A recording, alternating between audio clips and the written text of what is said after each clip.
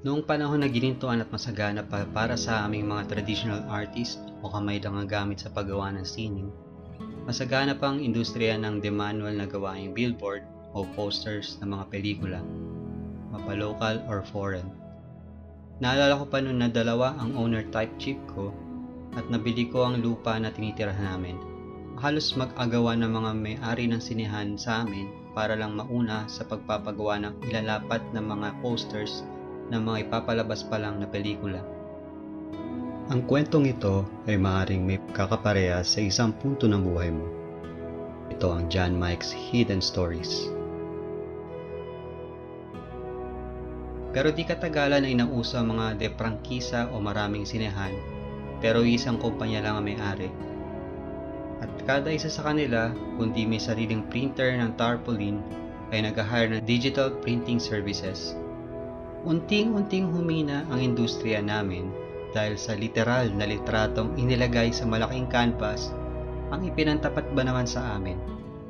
Di naman kasi sa lahat ng oras kaya naming kopyahin ng eksaktong-eksakto ang mga mukha ng artista, lalo na paglagpas 100 beses namin palalakihin ang mga mukha sa posters. Maliban na lang pagmukha ni Dolphy dahil kabisadong-kabisado na namin yon. Napilitang makisabay sa agos ng buhay kahit na ang mga may-ari ng sinehan na nag-iisa lang ang hawak. Parang naihalin tulad daw kasi sa kalidad ng pasilidad ng sinehan kung digitally made ang posters nila. Wala nang lumalapit sa amin na may-ari ng sinehan. Kadalasan ng mga public announcement, signage, at mga kumpanya na may special events na lang ang napapagawa.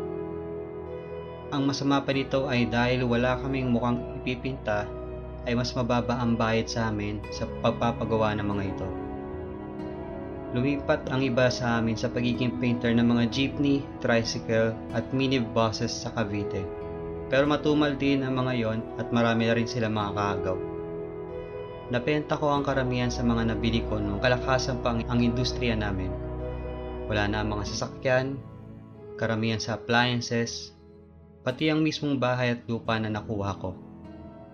Madalas din kami mag-away ng asawa ko dahil ilang buwan na akong walang inuwi na pera.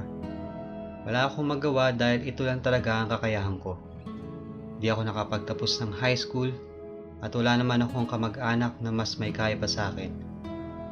Mataas daw ang pride ko at ayoko magtrabaho bilang janitor or construction worker. Pero ang totoo nun ay umaasa pa rin talaga ako na lalakas ang paggawa sa amin ulit.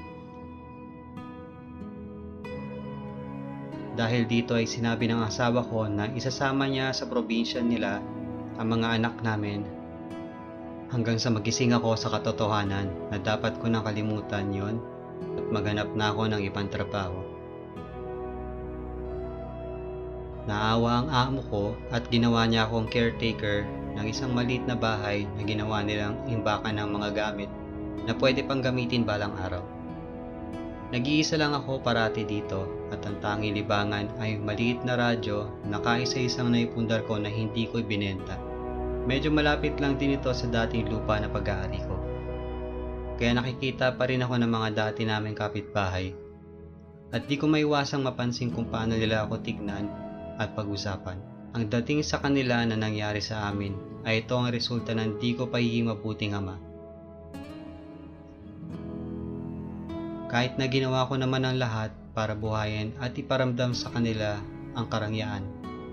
Yun nga lang talaga ay biglang inagaw ng modernisasyon ang lahat ng oportunidad na kaya ko lang tanggapin. Di katagalan ay tinanggap ko na ang katotohanan na di na mababalik ang dati kong trabaho at patay na ang kumpanya na kung saan ako nagtatrabaho. Pinili ko maging factory worker dahil kahit paano ay mga katrabaho ko lang ang makakakita sa akin. Konti lang din ang mga nakakausap ko doon, lalo na di naman ako pinanganak na para makisabay sa hangin ng ibang tao kahit wala naman talaga yung mga pinagmamalaki nila. Isang maulan at bahang hapon, pakunti-kunti kong tinatawid ang baha sa kalsada na papunta sa tinitirhan ko. Meron akong nakitang daga na lumalangoy at pilit nilalabanan ang agos ng baha. Nakita ko sa mata niya ang lungkot at unti-unting nawawala ng pag-asa. Konti na lang at lulubog na siya sa bukas na imbornal. Di ko malaman bakit bigla ko naisip na sagipin siya.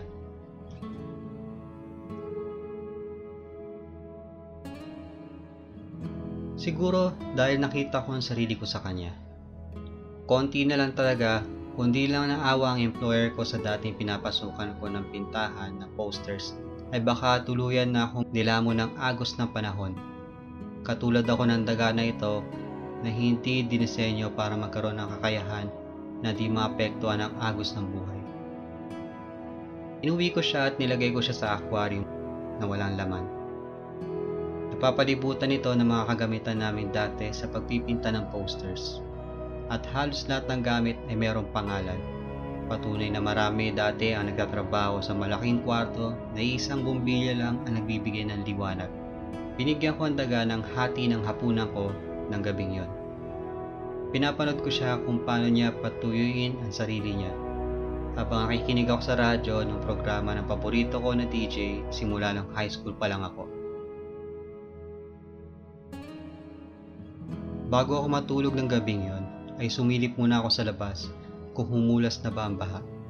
Meron akong nakita na isang klase ng suso o kuhol na naliligaw sa putikan. Kakaiba yung itsura niya kumpara sa iba. Parang malinis talaga siya at sobrang tingkad ng pulang parte niya. Ganon din ang itim sa katawan niya. Kesa makain siya ng pwedeng dumagit sa kanya ay inuwi ko na rin siya at nilagay naman sa malaking garapon. Ngayon ay meron ng 3 nilalang sa lugar na dati kong pinagtatrabahuan. Di katagalan ay medyo nasanay na ako sa trabaho ko sa factory. Parang mismong mga muscle ko ay kabisado ng lahat ng dapat gawin at kusa itong kumikilos. Dahil dito ay di na ako napapagod ng matindi kumpara nung ilang linggo pa lang ako at grabe ang pagod ko kada uwi ako ng bahay. Nagtanong-tanong ako sa isang pet store na may clinic din. Alam ko na kung sa veterinaryo ko itinanong yon ay mapapaggastos ako. Pero dahil mabait naman ang may-ari ay nalaman ko ang tipikal na pagkain ng daga at suso. Akala niya ay nag-aalaga ako ng dagang Costa o kaya hamster. At sa suso naman ay mga kinakain na klase ng kuhol. Pumuputol ako ng mga dahon na pwedeng kainin ng suso at sa daga naman ay yung feeds na para sa kanila talaga. Total, ako lang din naman ang mag-isa sa buhay kaya wala naman kaagaw sa budget ko ang mga kailangan nila.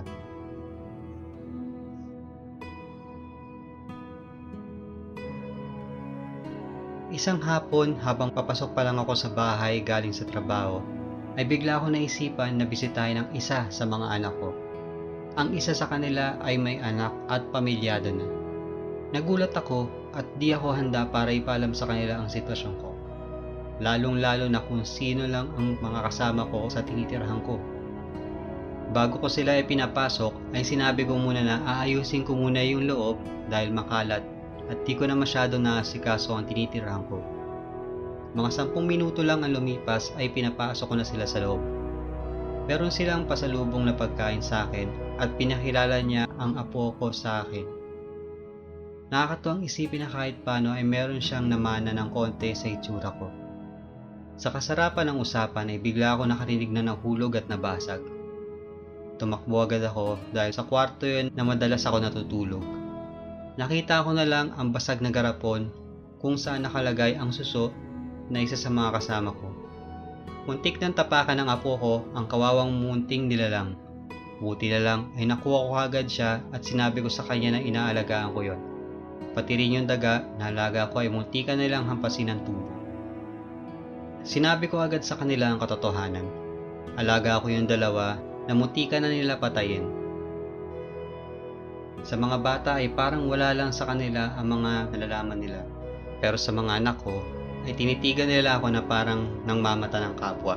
Agad ko binalik sa ligtas na lagyanan ang dalawa kahit nasanay naman ang dalawa na umaligid lang sa bahay.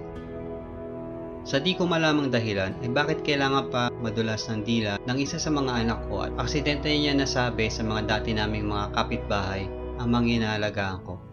At dahil dito ay mas lalong bumaba at nagiba ang tingin ng mga dati naming kapitbahay. Tingin nila sa akin ay nawawalan na sa katinuan.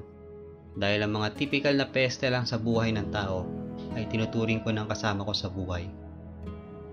Total ay alam na rin naman ng karamihan. Bakit ko pa itatago ang katotohanan, di ba? At least ngayon ay malaya na ring maaarawan ang dalawa kong kasama sa buhay. Marunong na pala din sumabit sa damit ko ang daga na ilalagaan ko. Samantalang ang suso, nakakaiba, ay hinahayaan ko lang gumapang sa braso ko. Oo, may konting lagkit. Pero nasanay na rin naman ako sa kanya. Madalas kami makakuha ng tingin na parang nandidiri sa akin ang mga nasa paligid ko. Pero di ko na lang papansinin. Di ko kawalan ang makitid at di maunawain nilang pag-iisip. Ang struktura ng katawan nitong dalawang kasama ko ay nilinang at pinerpekto ng panahon sa mahabang proseso ng ebolusyon para sila ligtas na manirahan kung saan man ang ekolohiya nila. Importante sa kanila ang mga katangian ng katawan nila na kahit na pinandidirihan sila ng mga tao sa paligid. Parang katulad lang din sila nang nauwi ako sa partikular na kalagayan dahil ito ang kailangan ko pagdaanan para matatagang ko ang mga pagsubok na ibinato sa akin ng panahon. Isang araw, habang naglalakad ako sa labas, ay merong isang lalaki na may kaayusan ng postura na nilapitan ako at nagtanong tungkol sa suso na nakakapit sa katawan ko. Nang nalaman niya ang kwento, ay sinabi niya sa akin na akala niya ay napahamak na ito. Kahit di pa ako nagsasalita, ay inofera niya ako ng libo-libong halaga ng salapi para ibalik sa kanya ang suso na inaalagaan ko. Masakit man sa loob ko ay pumayag na rin ako. Malamang ay mas maganda ang pasilidad nitong lalaki na ito kumpara sa akin. Pero bago ko binigay sa kanya ay niyaya ko muna siya sa tirahan ko. Para na rin mailagay sa ligtas na lalagyanan ang suso na kahit paano ay napamahal na rin sa akin. Nag-aalaga pala talaga ng exotic animals ang lalaki na lumapit sa akin. At marami siyang kakilala na pet supply. Diregaluhan na lang niya ako ng tamang pasilidad para sa daga na alaga ko. At dahil sa itsura ng tinitirhan ko, ay naitanong din niya kung paano ko ba naigagapang ang pang-araw-araw ko. Sinabi ko na lang ang katotohanan at kung hanggang magkano lang ang sahod ko. Gusto ko sana tanggapin ang inaalok niya na trabaho, pero malayo ang lugar at matagal din ang biyahe. Importante sa akin na nakakauwi araw-araw ng madali. Sabihin na natin na di naman masela ng daga na katulad ng kasama ko sa bahay, pero ang problema ay ang mga tao mismo na nasanay ng husgahan at may paniniwala na lahat ng daga ay marumi at nagdadala ng sakit. Kahit na sobrang alaga ng kasama ko. Masaya ako na kahit paano na yung isa sa mga nakasama ko sa sandaling panahon ay naibalik na sa kung saan talaga siya nabibilang. Ako, nasa ganito pa rin. Pero naisip ko na baka naman yung lakas lang ng industriya ang nawala. Baka andyan pa rin yan at di lang ako gumagawa ng sariling paraan. Hinayaan ko lang ang mga tao na magdikta kung ano yung magiging agos ng mundo. Paano kung itong daga na kasama ko ngayon ay nakahanap ng isang makapal na bagay na idinanod nung panahon ay nakalutang siya sa baha? Kaya sa ideya na tunog kabaliwan ay ginamit ko ulit ang talento ko at gumawa ko ng mga sining na gawa sa mga pintura na kinagisnan ko. Medyo mahal na siya ngayon kumpara sa dati. At di tulad ng nakaraan na merong may hawak sa akin, ngayon ay ako lang mismo ang gumagawa at nagbebenta. Katulad nga ng sinabi ko, hindi na malakas ang kita, pero kahit paano ay nagagamit ko pa rin ang kakayahan ko para patunayan ang sarili ko. Ang lahat ng istorya na kabilang sa Hidden Stories ay ibinase sa mga kaganapan bago dumating ang pandemic era o bago mag-March 2020. Hindi akma sa lahat ang mga naging resolusyon sa istorya, pero maganda na rin na ito ay pag-usapan. Compassion literally means to suffer together.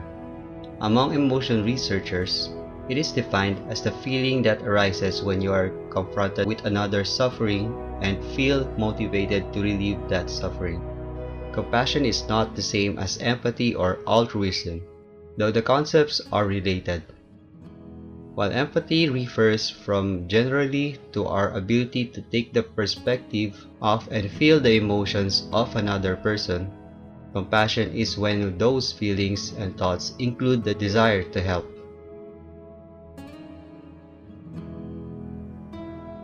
Sa gitna ng matinding dagok at kawalan ng pag-asa sa buhay, kadalasan ay mas naiintindihan natin ang mga kapwa natin na nakakaranas ng parehas ng matinding hirap. Sa sitwasyon ng ating pangunahing karakter ay ang mga hayop na madalas pinandidirihan at pinapatay, ang daga at ang suso. Ramdam niya ang unti-unting pagsara ng mga pintuan na noon ay tanggap na tanggap siya kahit anong panahon. At nung nawala na siya ng kakayahan na maging maputing tagapagkaloob ng mga pangailangan ng pamilya at nasasaklawan niya ay halos isa na lang ang natira. Walang kahit sino ang gusto makaranas ng ganitong kalungkot na pagkalugmok sa buhay. Higit sa pagtalikod ng lahat, ang maging walang kakayahan sa kung nasaan ka kilala ay mapapababa ng tingin mo mismo sa sarili mo. Lipas na ang lahat at parang nabubuhay ka na lang para sa pang-araw-araw. Wala nang inaasahan sa kinabukasan, wala nang gustong patunayan dahil wala nang layunin na pinangawakan. At wala nang nakikita na mas maliwanag na paparating na araw. Isinasabuhay mo na lang sa isipan mo ang mga masayang nakaraan kung saan marami ka pang natutulungan at importante ka pa sa paningin ng karamihan. Dahil meron kang kakayahan na hindi lahat ay meron. Kung meron man tayong makikilala na taong mukhang di na nakakasabay sa agos ng panahon, utang na loob. Ang tanging maliit na bagay na magagawa natin sa kanila ay huwag natin laitin at hayaan natin silang mamuhay na matiwasay. Hindi nakakataas ng estado mo ang pagiging mapangpuna mo at di ang masakit mong salita ang magpapabago ng buhay niya.